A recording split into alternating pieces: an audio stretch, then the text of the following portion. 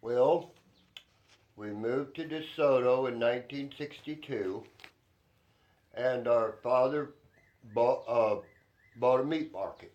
Mm-hmm. And the meat market was on a creek. And our house was next to the creek. So we ran up and down the creek, and I started swimming the creek when I was 9 years old. And none of us back then had any fear of water. So we swam in the creek and moved up to the river. Oh yeah. But like it's been raining all week, like when the big rains would come in like this, and the creek would be rushing, the fun was there was like three of us professional swimmers. So I was probably about 10.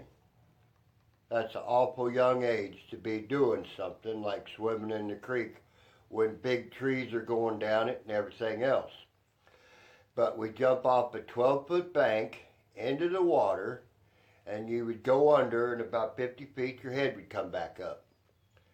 And the art to it was that you was being washed down the middle of the creek as fast as the water could run, and the water was being pushed up from the bottom, and what you was taught was you're in the middle, you can't get pinned under anything.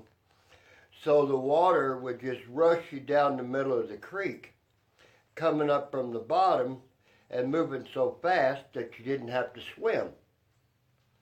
So you could go a mile down the creek, get out, run up the bank, and do that all day long. And nobody ever drowned it. And later on there was a drowning.